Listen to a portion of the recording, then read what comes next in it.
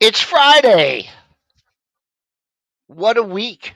What a week on pre-market prep. What a week on the Stock Trader Network. And we got one more day. According to who you listen to, the official start of earnings season today with the bank starting, but Delta was on Wednesday. But we'll talk about all those bank earnings. We got PPI at 8:30. That may be a yawner. Let's see. Tony Pollock, 8:35. He wants to drill down on the SPY and he wants to talk about the stocks that you want to talk about. Folks, skeleton crew on pre-market prep, but it's going to be fun. The volatility right now is really incredible. Wow, look at that consolidation on the upper right chart. You know what we've seen this earnings season? Some of these expected moves get even more violent. This is why I have switched my strategy 10 years ago. And if you're chasing, you're in trouble.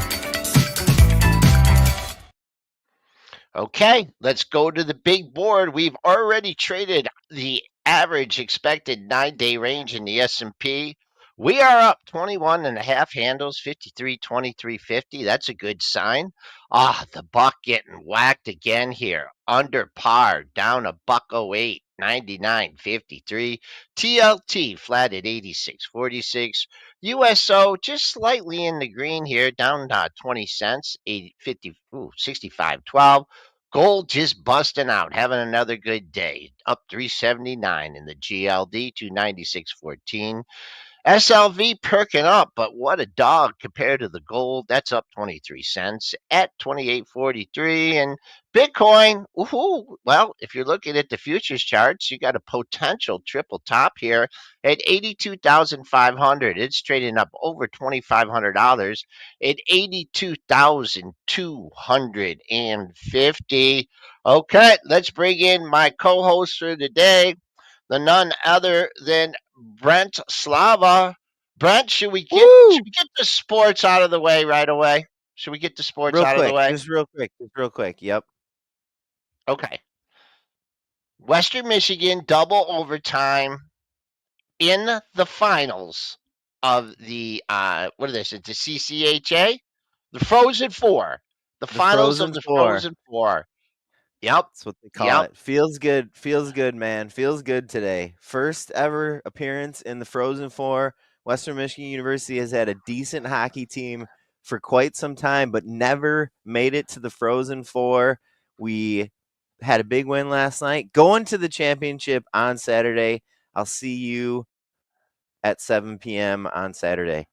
I'm excited about that. And I had a fun night. What'd you do? Detroit basketball. Went to the Pistons. Went to the Pistons game? Yep. How did LCA treat you? Little Caesars Arena. It was Detroit, fun. Michigan. It was fun. We had the special meal, tickets and everything, and had good seats, center court. Pistons down 11, and they came back to beat the Knicks in the playoffs. So man, those guys are fast. Those are fast. But last thing on the sports theme here. Okay. So I got a new tagline for pre-market prep. Okay. The most exciting 60 minutes in finance. I mean, it's got teeth, Joel. Now the question is, where am I getting that from? Where am I kind of ripping that off from? Joel, I have a question for you. Where are you getting that from? Well, that I'm going to make you guess. Oh, dang it. The guessing game. Okay. Jerry Maguire. No, it has to do with an upcoming sporting event that I follow that not many other people follow. Not the Derby. Yeah, the Derby. What do they say? They call the Kentucky Tom Huff in the house here. Oh, I knew that. Oh my gosh. I'm sorry. I should have. Yeah. I'm just gonna put myself in the corner for the next hour. I'm timed out. All right. So where should we start, Brent? Where should we start on the week of weeks here? I mean, how are you feeling, Joel, after this week? We just had We just had a question from Richard a few minutes ago. Where do we go from here after an amazing week? Like what a just great sentiment to try to encapsulate there. I mean, how you feeling, Joel? Inside, how you feeling about the charts? Let me see. Let's get the charts up here. Okay, let's put it in a weekly. We're like we go day to day, and we don't. We get so caught up in everything, right? I feel pretty good. I feel pretty good. At this moment in time, we can timestamp that. Obviously, we've had a lot of volatility, which could be good. But as things stand right now, if we closed right here, it would be a positive week by over 200 handles. A green Wowza. week. Yeah. Wow. Yep. Yep. So the other thing that I'm looking at, and this is going to be determinative probably today, is can we maintain that the half of the rebound, boom boom. I like to talk about retracements. Yeah. Well, we went to 48.32. We went to 55.28. We come back down halfway there is 52.93. We've Okay. taken it out. We've taken that out yesterday, but it feels like there's a little bit of stability in the market. I think that an inside day, always talk about the markets calming down. I think we have some semblance of that out here. So Wow. just calming down, staying green for the week, and then move on and reevaluate our weekly charts and take a look. But right now I mean, the farther we get away from that low of 48.32, the better I'll feel. And the more that we put lows in above that level, Yeah. the more you can say, hey, did we have a generational low, a COVID low? Did we witness that last week? Of course, it's too early to say that. Still a lot of Mhm. uncertainties out there. But that's the way I'm looking at it from a weekly perspective. And also, the other important thing, too, where I'd really start to feel good is if we could take out Thursday's high. Thursday's high was just Whoa. within a few points. Was that Thursday? No, it was Wednesday. Wednesday, right? Get Wednesday. my days mixed up. It's okay. Um, Wednesday's high was in a whisker of the 50% retracement of the moon. Right there. Wow.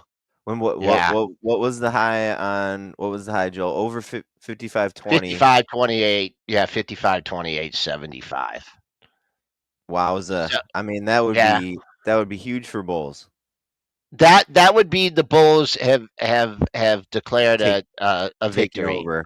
Yeah, Yep, absolutely. but what I see here is that going looking right instead of left. I see some chop.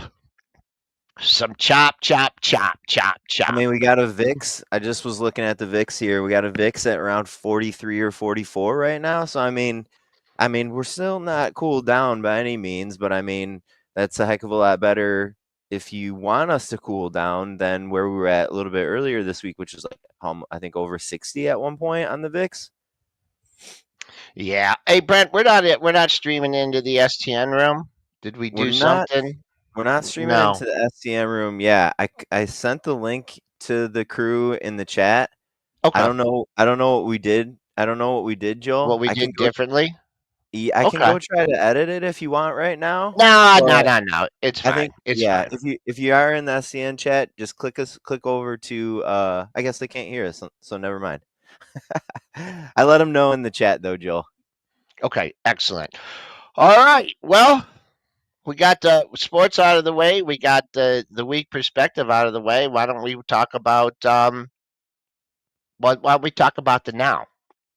Sure. You want to you want to get into some of these earnings from today? Do we care about the big bank earnings? Do we care about the big bank earnings? Go I ahead. don't know. I don't know. So let's start off with JP Morgan. Why not? JP Morgan reporting their first quarter results. They beat on both the top and bottom lines. We usually don't get guidance from the big banks, just to mention that. We do have JP Morgan shares trading up, I don't know, just like a percent or so on the beat. I do have a comment here from JP Morgan's CEO, Jamie Dimon. I believe it was in the press release. It was not on the conference call. Jamie Dimon saying the economy is facing considerable turbulence, including geopolitics, with the political positives of tax reform and deregulation and the potential negatives of tariffs and quote trade wars ongoing, sticky inflation, high fiscal deficits, and still rather high asset prices and volatility. Not exactly new stuff there from Jamie Dimon. I think he's kind of been able to express himself on a lot of this stuff out in the media a little bit, but it is just notable that he wanted to include that comment in the JP Morgan press release for their Q1 results. What about guidance? What about guidance? Yeah, I don't necessarily understand why big banks haven't really ever given an outlook, but Exactly. it's kind of just something that we have to deal with. Yeah, none of these big banks and none of the regional banks and none of the asset managers like a BlackRock, they don't give guidance. I don't know if I But understand it. this is free. This is not a new phenomenon, right? This is No, something. absolutely not. No, Okay. absolutely not. Yeah, I've never really seen him give guidance. If anybody in the YouTube chat has like some insight on why that might be, maybe somebody that has been at a big bank or something like that. But yeah, it's just kind of a fact that we have to deal with. I don't really quite understand it. Okay, J.P. Morgan is known to be volatile. On its earnings day, you see the pop and you see the drop. But I'm just gonna look at this just from a one candle perspective, and that candle. Let's just go to yesterday's price activity. Yesterday's high 230.35. You did take that out by a wide margin in the pre-market, but you are under that now.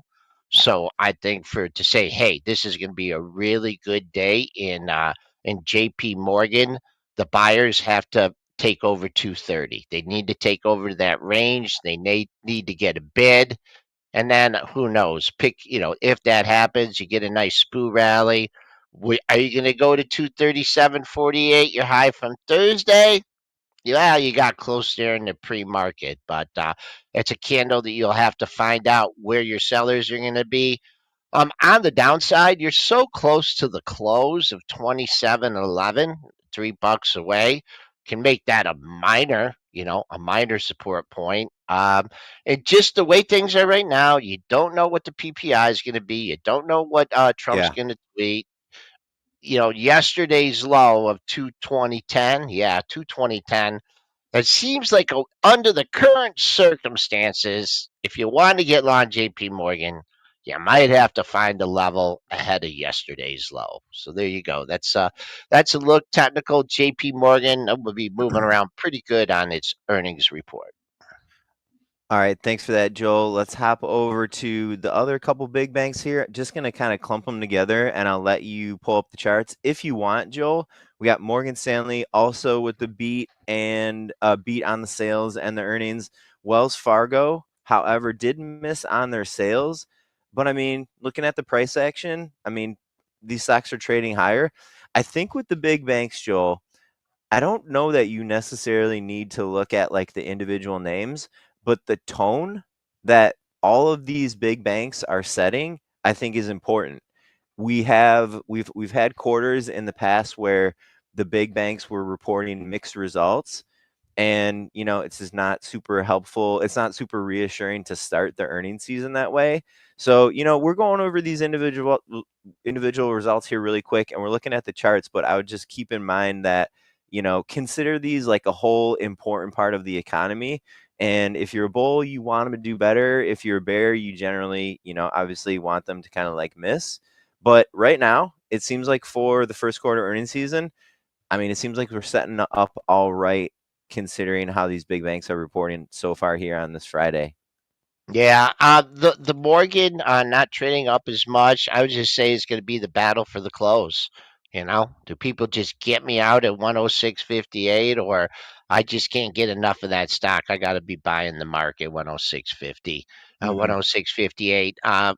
Maybe not even see the pre. Well, you did pop over the previous day's high at 108.87, getting to 110. You haven't hit yesterday's low. That's a little bit closer. If you're going to reverse yesterday's low, 103.41. So that's what's jumping at me. The Wells Fargo chart, that's trading up, the same thing, making the battle of the close. If you really want to get giddy on this one, you got to get over 65. That was yesterday's high, and it made a couple attempts there to get to 65.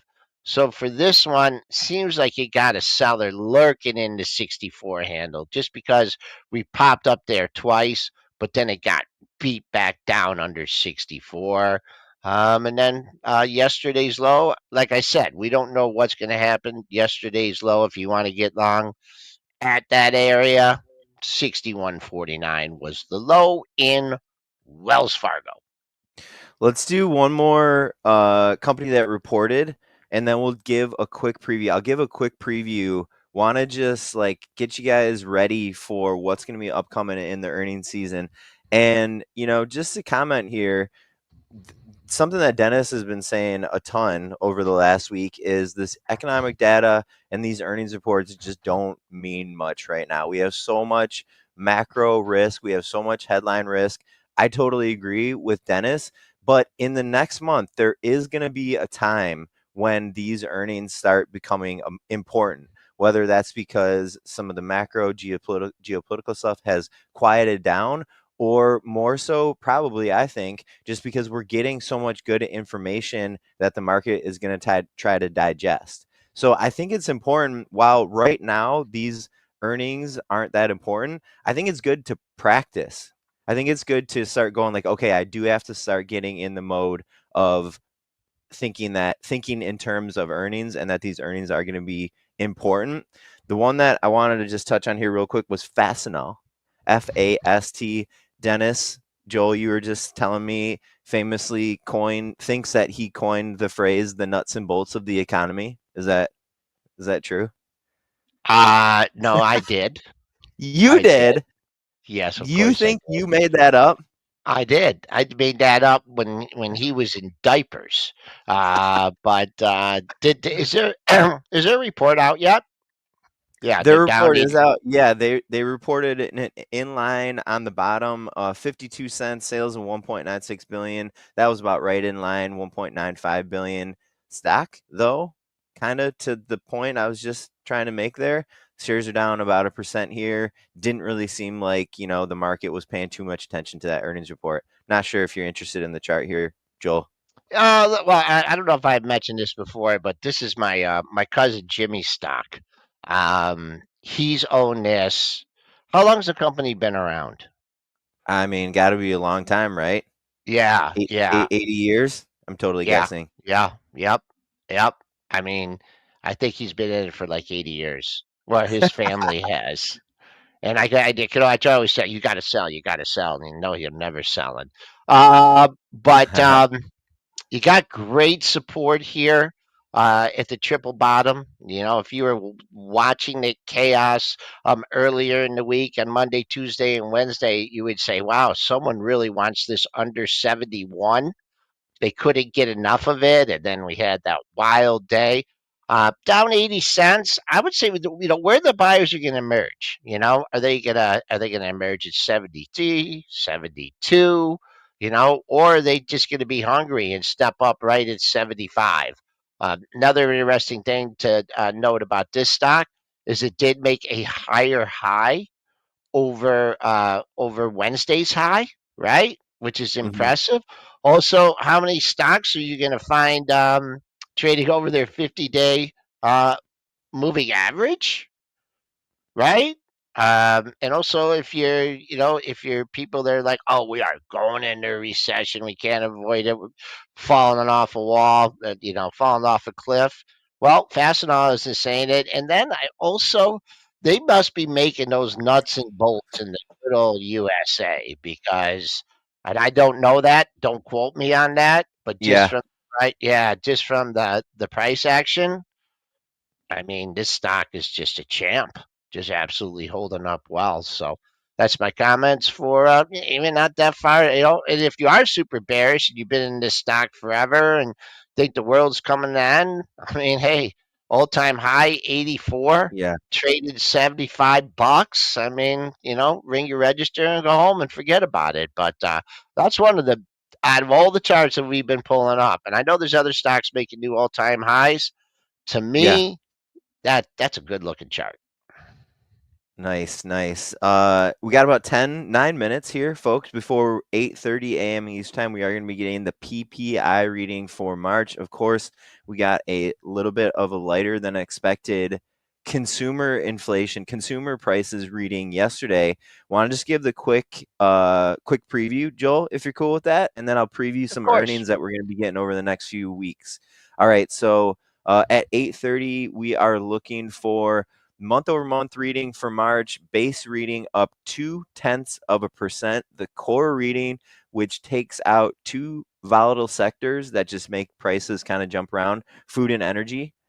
The core reading, we're expecting up 0.3% on a year-over-year basis. We're expecting that base reading up 3.3%, and we're expecting the core reading up 3.6%. We'll get you that data as it's coming out here at 8:30 a.m. We'll take a quick look at how the market is reacting, if it's going to react. I think it's going to react a little bit, but I don't think this is a huge number or anything. All No, right. I mean future implications. I mean, the inflation picture can look at it a lot of different ways. All the air coming out of the dollar, right? That's deflationary. Crude oil getting whacked. That's deflationary. Just a lot a lot of different things going on. Well, you don't have a Fed meeting for a while, but yeah, we'll see. We'll see what it moves. So I wasn't around yesterday, so it popped off Yeah. the CPI, Yep. and then it gave it back, It right? gave it back, yeah. I mean, yeah, it was I don't what was it? I don't know. I think it popped. I think the SP 500 futures kind of popped Let at me see. Yeah, 40, I could go. 40, Yeah. 40, 50 points. It was a little volatile, but it kind of was a little bit inconsequential at the end of the day, in my opinion. And I think it is a good time here to mention something that one of our favorite guests said this week on pre-market prep, Blue Putnam. Blue is super logical, super practical. He kind of will keep us in check, I think, sometimes. And something that he was just trying to remind the audience a day or two ago was we're not going to see any consequences or benefits from tariffs in this inflation, in this price information until at least a few months from now, because of the way that this data is lagging. We're getting the data for March here today, so we already know it's lagging a few weeks here. And because of the way things are shaking out, we're not going to see if prices are being adjusted because of tariffs. And I'm speaking practically here. We're not going to see that until like June or July. So just something to keep in mind if you're looking for some insight into what's happening in tariffs. We're still not going to get that until summer. Yeah, and the other thing about that is the year-over-year comparisons are going to get more difficult, right? Because we're still coming down, Sure. declining, so we'll see a lot of different things. Should we just talk China here for a second? Yeah. Now China's trading up here, 91 cents, and we can look at the China stocks and two bogs, Baidu, Baba trading up, Baidu, the perennial dog here. Um, it's the dollar.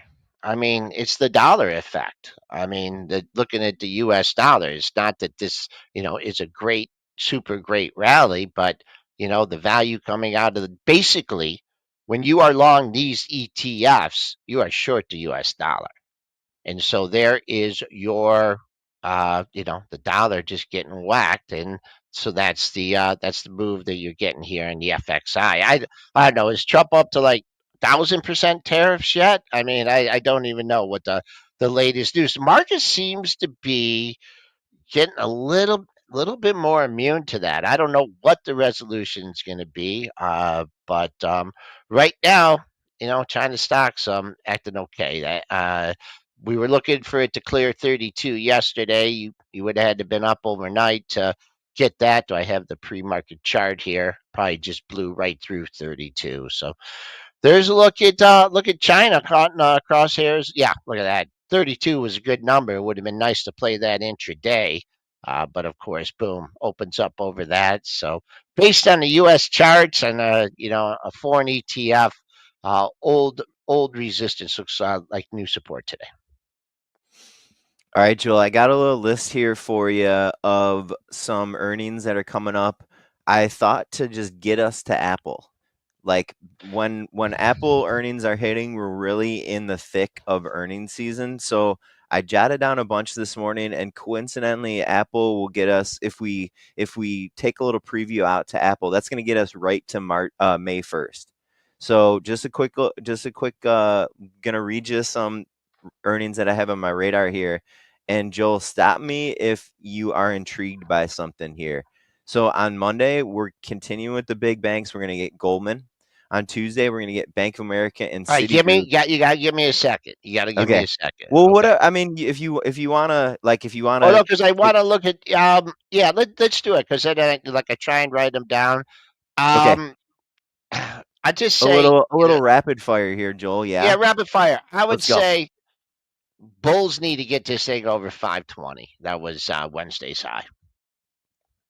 All right, do BAC and Citi real quick.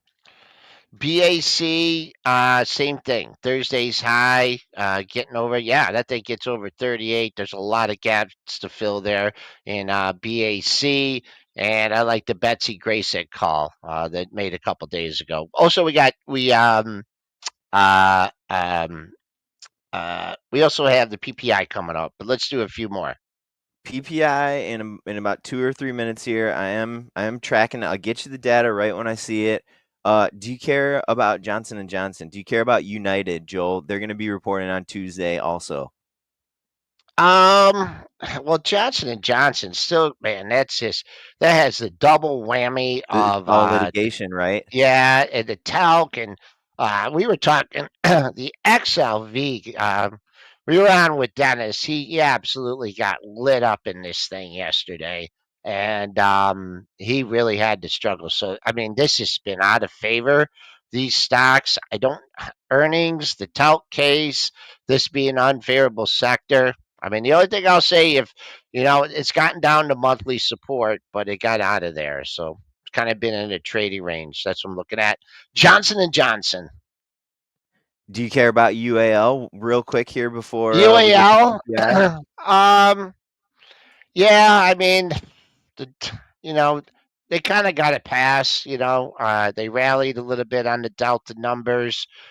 So, I think they'll do the same thing. I'd be a little bit more worried about this one because it has international travel. I think that's going to be the first Sure, part to slow down. Let's go to sure. the 1 minute chart here, and then you Yeah, make thanks, everyone all Joel. nervous. Yeah, Brent's I love 1 minute me chart. a good 1 minute chart. Oh man. Okay, going in. We don't care. Brent's going to give us the number. I'll give you the price action. All right, here we go. PPI for the month of March. Again, we are expecting a base reading up 0.2%. We're expecting a core reading up 0.3%. I personally like to look at the core reading, get those volatile food and energy figures out of there, make it a little less lumpy. Year over year, we're looking for up 3.3% for base. Core reading, we're looking for 3.6%. Still waiting on the data here. Here we go, folks. 8:30. We are lighter than expected again. The core PPI reading month over month down 0.1%. Economists were looking for up 0.3%. The base reading down 0.4%. Economists were looking for a 0.2% increase. What's the market doing here, Joel? It is a very orderly rally here. Very orderly rally so far. You haven't got to the previous day's high. I kind of like the price action here because it's orderly, and Mm-hmm. this is just what I'm feeling in the market is that there's definitely buyers out there. There's buyers. There's definitely buyers, but there's offers out there too. Like Mm-hmm. people are like, okay, I've sat through this whole thing here. I missed the move on Wednesday. Thursday gave me a pretty good shot early in the session, but I'm like, I'm trimming. If I bought over the last couple days, I'm trimming. I'm selling into it, and then the people that didn't, weren't fortunate enough to pick stuff up on the discount. I don't think they're chasing. I just don't think they're going to be chasing this market. But so far, very orderly price action. What the keys for me off this report is your pre-market high. I'm going to give you a zone here on the upside, and that zone is from the pre-market high of 53.79 up to the intraday high from yesterday. I explain this all the time, Brent. You know that's the high between 9:30 Yeah. and 4 o'clock. So that's your boat. I'd say it'd be a clear win for the Bulls today. You take that out, you get the 5,400 handle. I think you got some buyers underneath, and you did come down after come down to mid range under 5,300 a few times. So I'd give that since we've traded through it so many times. I give that call that minor support. But the Bulls tried to run with it. They tried to rally with it, and they just ran into just offers were stacked up. So that's what I'm looking at here. And what we're gonna Joel, do. Go ahead, Joel, sir.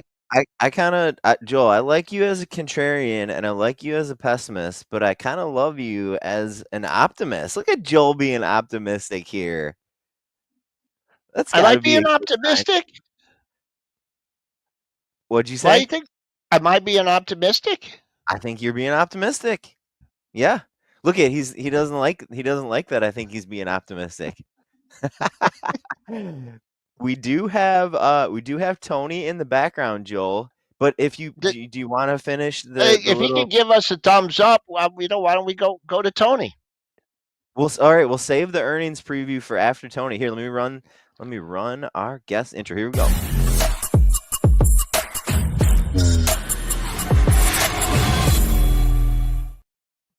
What's up, guys? What's up? What's up? We know Hey, him, Tony hey, Pollock, CEO of Real Life Trading. How you Yes. doing, Tony? I'm great, man. I'm great. How are you? Good. So, how did the whiteboard play out this week? Played out huge. Yeah, we talked about this drop potentially coming in a few weeks ago. You We did. cashed out big. So yeah, it's the average RLT student just about doubled their account in a week. And woo! that was not even on that much size. So I think I put about 5% of my account on some puts, and those things they printed pretty good. So it's been a good trading month so far. So talk about the strategy, and then it's Yeah. easy getting in, but it's harder getting out. Did Yeah. you have specific targets? I mean, because even with with the elevated VIX, sometimes you can get even though the market is not as low as it was. If the VIX is higher, you can get out at better prices. The entry's one thing. Talk about so you're out of them now. I'm out. Yeah, I'm out. I might be loading back in if we can make it back up to 570 on SPY. um, we're out, and as soon as we got out, we bought calls, so long-term calls to offset the high VIX. So we bought calls like 2 years out, 2 and those are years. doing well. They're up 50% already. So yeah, there's really when it came to getting out at the bottom, it was just all about being prepared and understanding price action. So a couple weeks ago, we were talking about the monthly chart when I was on, and I used that monthly chart to tell me to get out. So whenever SPY had already crashed down, I don't know how much it was, but it was insane in like 2 or 3 days, and it was just gap down, gap down, gap down. We're coming right into that 480 support on a monthly on SPY, and we cashed out of our puts just above that 480 support, and then when it came down to 480, we bought calls. So I don't know if the bottom's in, but I figured we'd get a rally a little bit. I didn't know Trump was going to come in and change the whole thing on the tweet. I didn't see that coming, but we bought it just in case this is the bottom, because 480 was my first spot of like, hey, if the bulls want to come in, this is where they could. I still think that they could. We're not out of the woods yet, by the way. But if this thing wants to take off and go to all-time highs, then great. Those leaps will print. And really, all I did was just I bought at the money leaps, so 480. So they were pretty pricey, but I want to be able to exercise those and turn those into shares down the road if we do, 650 and keep going on SPY and keep making new all-time highs. I want to be able to convert those over to shares to buy. What did you like about 480? Do you want to show your parts? Yeah, let me here, I'll share my screen here if I can get it pulled up. You got it. Oh, you got it. I got this. It wouldn't be a big deal if I didn't have so many dang monitors on my screen here. Okay, not that one. There we go. This one. Can you guys see the black screen here? Cool. Yep, I'm going to add it right now. On a monthly chart, I'm always looking for, I forgot I can't use my normal pen on this. I have to use the paintbrush on this. I'm always looking for this action to come in. Okay. So you'll notice that we have this action here on a monthly chart. Whenever we have this type of price action coming through, this area is very important. So that's why I was looking at around the 480 mark, is because where the bulls failed previously, and this was way back in 2021, where the bulls failed previously coming back through here, whenever they break out strongly through this, it's a very important level for them to hold again. And so that's why that was my first target coming in. My second target is actually down to 420, by the way, because that's some open gaps there on SPY. And if things get a little crazy, then we can go there. The bottom could very well be in. It depends on how we close over the next few weeks, I think. But that's why I was looking at 480. And it's all about being prepared, because so many people did not exit their puts. And then Trump's tweet came in and it just wiped them out.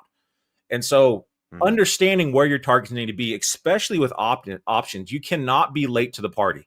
You've got to get out when everyone else is getting in, and you've got to get in when everyone else is getting out. And that's why I have a big bear level coming in again up around, if I can get this pulled over. Oh, I'm still on the Tony, I'm looking at the monthlies here, and I see a month on my platform. I see a monthly low of 483.80 back in February of 2024. So was that 480, 485, is that the area, or did you have, because I'm just trying to see, everyone has different ways of looking at things, but or are you looking back at as it was former resistance? Because I don't really see that okay, I see what you're saying. Yeah, right here. 22, 480 was resistance. I got you. Yep. So this is just a crazy strong monthly support. And when SPY was that extended, right, if I get this centered up on my screen a little bit, when SPY had already made a huge gap down and then started gap down, moved down, and then started gapping down over and over again, on the third gap, I was like, okay, we're coming in. So I didn't get out of my puts right at 482 or 481, whatever the low was. I got out of my puts right through here in this area. I think it was around 500, still just a monster win. And then we bought calls down here around, it was just above 480. It's 481. But once it kind of got there and I saw on a smaller time frame price action stepping in, I started buying calls.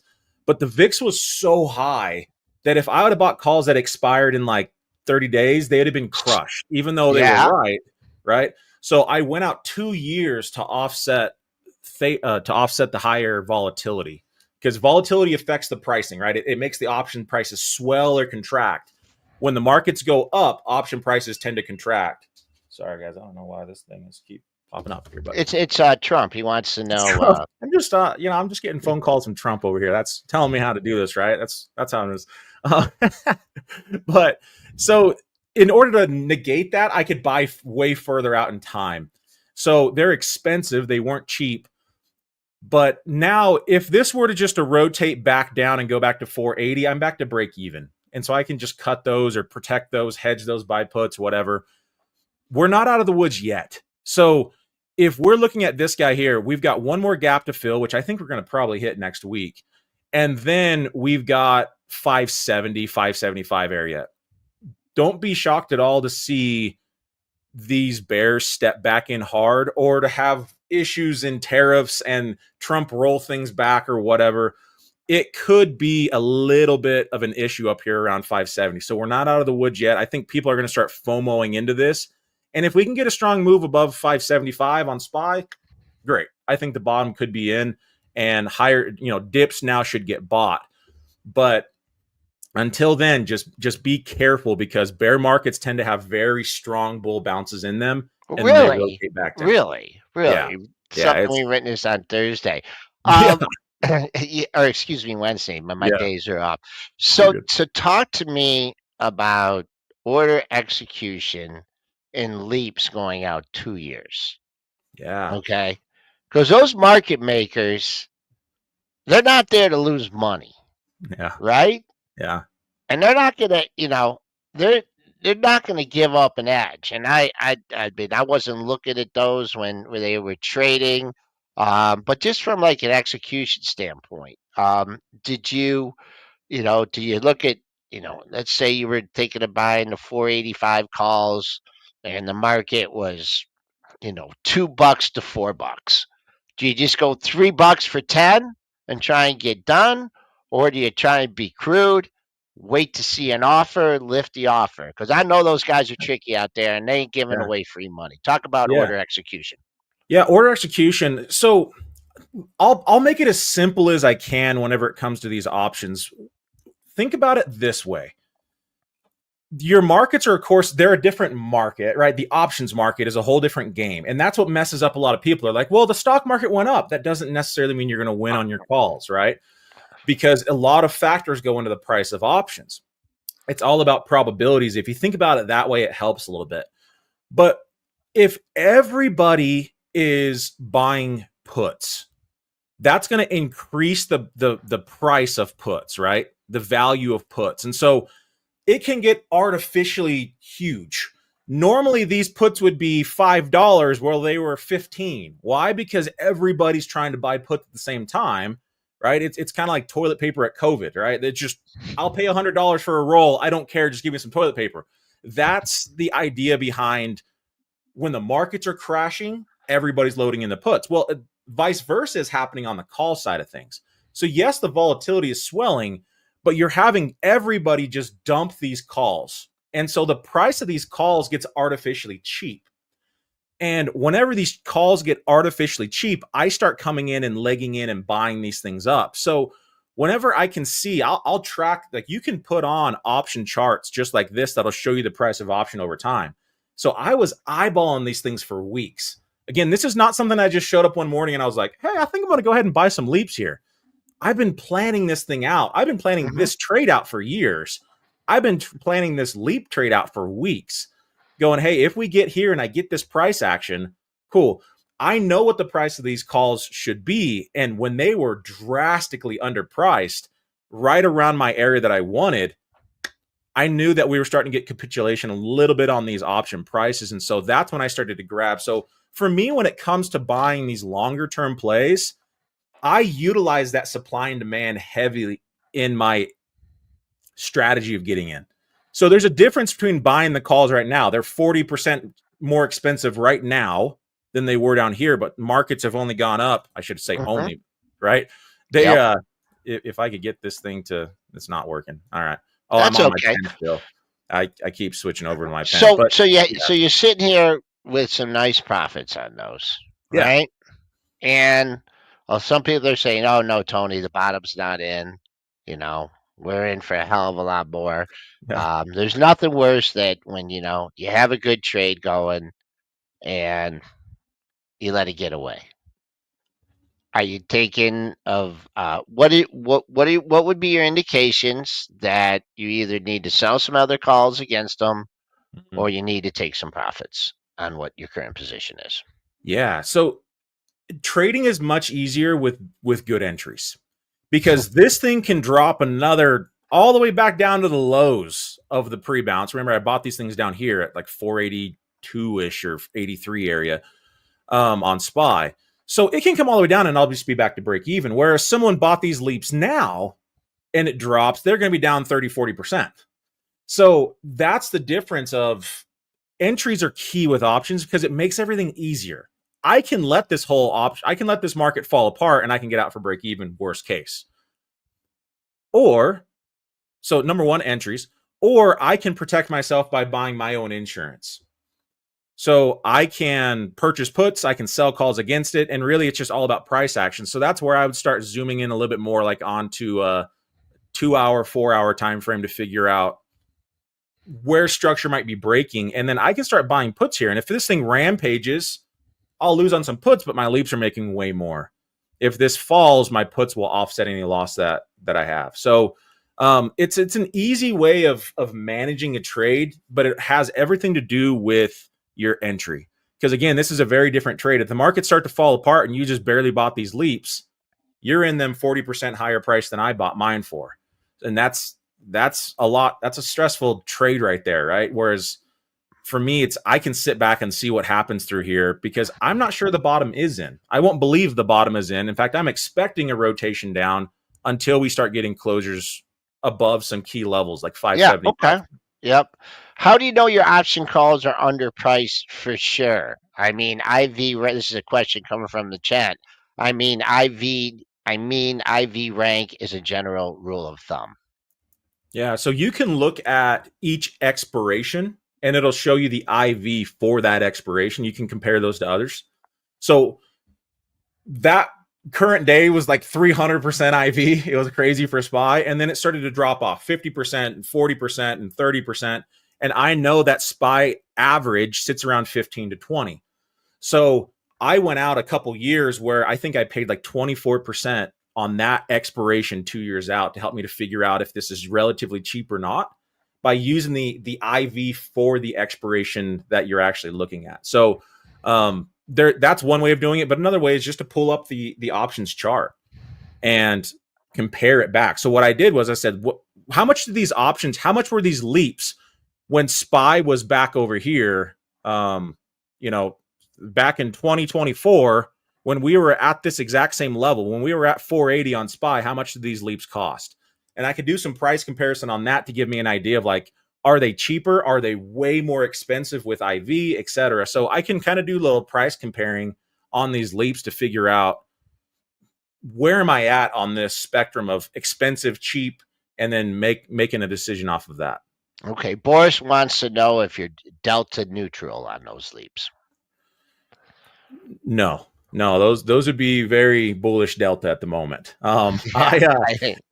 Yeah, I am very bullish delta on those. I will delta even those things out if we start to drop. So that's how I know how to hedge it, right? That's how I know how to grab certain puts, sell against it. I can start bringing in some negative delta to offset that. Okay, we got a few minutes left here. Tony Pollock, who now is head of real life trading. Do we have any individual issues you like, Tony? Tony, so you were just so focused on your SPY plan, you weren't messing around in other equities and stuff like that. You were just laser focused on or do you have some go-to stocks that you like to look at? I have some go-to stocks that I like to sell options against, but really it's like for me, I focus on one ticker, SPY. I do a lot of options and same day options. And so I love SPY because it's very liquid when it comes to those options. So I focus on one, print on that. And then if I go out to something else, like, Tesla, or I've been selling a lot of credit spreads on Netflix lately. Like I have a handful that I'm very familiar with, but I normally am just selling options against these. I won't be doing a whole lot of trading. Like last year, by the way, this looks like a Head and Shoulders here on Netflix. I just noticed that on a daily. But last year I did a lot of Tesla, like buying of options, and rode that thing up, and that was fun. So whenever I get certain opportunities, like I'll trade them, but it's not as frequent. Like I'll trade SPY on a daily basis, and I just kind of stick with that one ticker. Okay. This before we let you go, let's talk Tesla. Yeah, let's talk Tesla. So Tesla is working on a double bottom. And for me, I wanted to see heavy buying around like 280 or so on Tesla, and we didn't get it. We got it for like 2 days, and then it gapped down and then fell apart. So could this just be a shakeout? Yes. I do like this price action that's being built on Tesla here because this is a really nice double bottom. I think earnings are going to set the tone. We're either going to be gapping up above 295, and I think bulls are going to come back in, or this thing continues to chop through here or starts to fall down even lower. Tesla could go all the way down to like 180. It could even go lower than that. I have to zoom out and see on my other chart what I had, but like this thing could get all the way down to like $80 or $70 on Tesla if things go bad.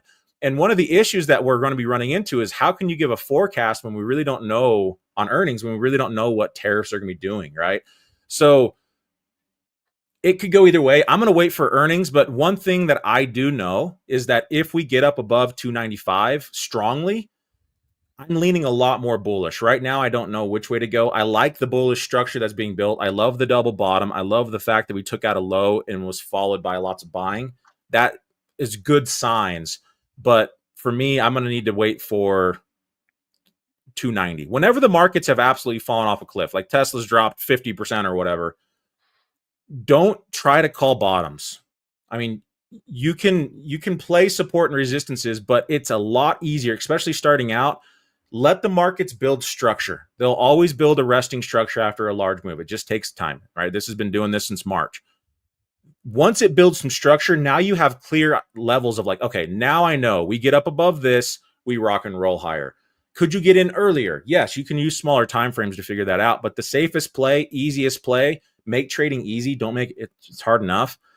Wait for Tesla to get up above 290, 295. If it can do that, put your risk on that you're okay to lose and see what happens, because this could be making its way back up into like 350 area. So that would be the next spot where the bulls would be tested. So that's kind of what I'm waiting on right now. Overall, I'm leaning more bullish on Tesla, but I'm not doing anything until it's confirmed. And just real quick before I let you go, they like the dollar in the bonds and the T-bills and in the tariffs and stuff and everything that's going on. Do you just kind of put on the Tony Spy goggles and say, hey, I can't control that. I can control my charts. I can control my order executions and my P&L, because there's a lot going on out there, Tony. And I just want to see how you stay focused, because I think that's a really important thing. It's a great question. For me, I've found over the years that the more influence I put behind fear of the unknown, the less money I make in trading. So whenever there's a lot of fear out there of like, man, I don't know, the bond market's kind of getting a little crazy and the volatility of the bond market is going nuts, which is never a good sign, and there's a lot of uncertainty, I always go back to the charts will always give me an idea of what to do, right? Of how to navigate these markets. I might be a little bit late, but that's okay. And so I know on SPY, like if we take out the big bull candle that came in a few days ago, we're done. SPY is tanking. So I have my levels. I know where I'm looking at. And I also know the levels that the bulls need to get through, because the markets are going to do what the market's going to do. Right. I can simply just follow along. And so if you have a lot of fear and a lot of worry of like, man, but we have this going on and this going on, it's like, that's exactly what the big money is doing to manipulate everyone else. They know that everyone is thinking this way and playing into their emotions. And so they're going to do the opposite. I want to figure out where the big money's at and play alongside them. And so I'm trying my best just to look logical. I use that information to help me, but I don't use that information to cause me to assume or predict something's going to happen in the future. So until these levels are broken on SPY, then I'll be like, okay, now I'll trade it here. Or until this is broken, then I'll do this. But I really have to go back to the charts, focus on where that's at. I use all of that. It's not like I just go, that's not important. No, it's important. But don't let all the statistics out there make you freeze or make you worried or make you go, you know what, I'm going to go bearish now because it just doesn't look good out there. I mean, the markets don't have to go down. All right, a man with a plan, Tony Pollock, CEO of Real Life Trading. We'll have to get a little mole in there and get on that whiteboard. But great executions, Tony. It's always great. I know you're all about helping people over there at Real Life Trading, and we look forward to talking to you in a couple weeks. Thanks for having me, guys. Appreciate it. All right, boom. See ya. Okay. Right Let's. now, let's go to the charts and Yep. patient sellers out there. I mean, that's kind of, the Yep. buyers are there. They tried to push, but people are just like, you know what? Just, you know what? I got some profits. I bought the dip, and whew, man, I like selling in this 5,300 handle. I'm just not sure what tweets are going to come out over the weekend. So there you go. Very orderly market. I love this. I mean, that rally was orderly. Things orderly right now. When the algos go wild at 9:30, it will be a whole different thing. But 4 minutes left. Brent, I'm not sure where we're at here on our Yeah. script. I'm sure I've gone off Yeah. script more than a few times, but I think you're used to that working with us. It's So what good, do you Joel. It's want? good. What do you want to do here in the final 4 minutes as I we think. I leak think in? let's. We're leaking. We're leaking a little bit, but I don't know. In the SCN chat, who was saying it? Jared was saying seems pretty unenthusiastic for good numbers, right, on the inflation data, and I don't disagree, but I don't really know who was expecting this move to be very enthusiastic. It's just going back to that thing where, I mean, the numbers just don't mean a ton right now. I just wanted to address Jared's question there real quick. I'd say let's get a couple tickers in the chat here, Joel, for you. But let Okay. me just run through real quick. You don't have to look at the charts, Joel, No but I do just comments. want to. Yeah, I I do will no just want to comments. run through the earnings. So on Thursday of next week, we're going to be getting Taiwan Semi and Netflix. On Tuesday, this is going to be Tuesday.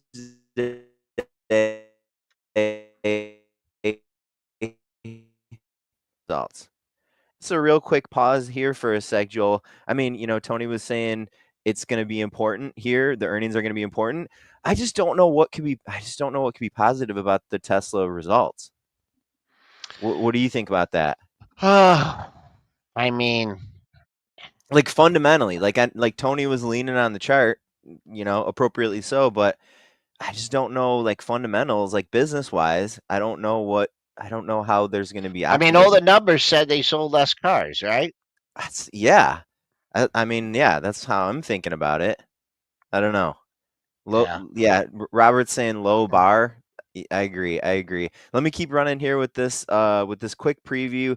IBM on Wednesday, the 23rd. We're also going to get Chipotle on that day, Boeing and AT&T on Thursday. This is going to be in 2 Thursdays, April 24th. Amazon, Intel, Pepsi, Caterpillar, Southwest, American Air. On Tuesday, this is the 29th. We're going to be getting Google, PayPal, Pfizer, Snap, UPS, General Motors, Under Armour. The next day, Wednesday, Microsoft, Meta, Qualcomm, Uber.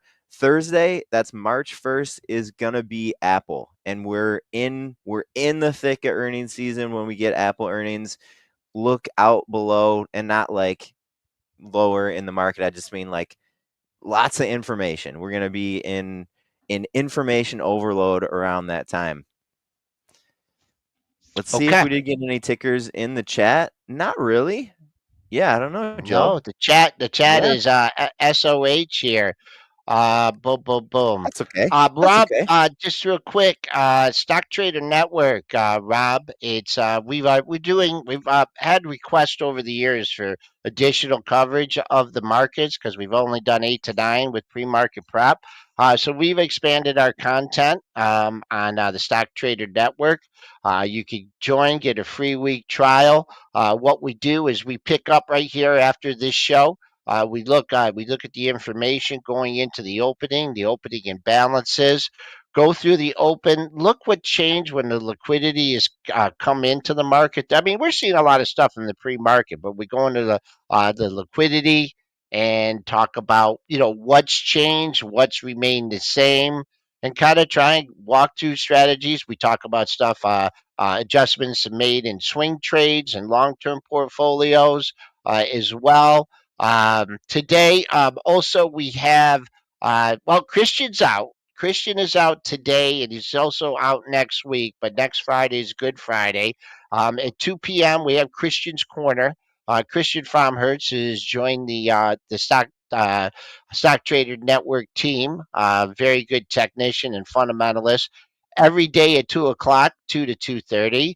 And today, a little bit with Christian being out, we will have CC Legator on at 1:30, Heck and yeah. we were Little talking to option. him. Boy, oh boy, I would talk to him about options action. He talked about a lot of different things and the volatility. So, thanks for joining us here on Pre-Market Prep. We will be back to almost a full team on Monday. Triple D taking a much needed day off. Christian out for the week, and a short week. Think about that too, folks. It's a short Hmm. week next week for your options. So you only get you got the options expiration on Friday. So thanks for joining us here on Pre-Market Prep. We'll see y'all in the Stock Trader Network.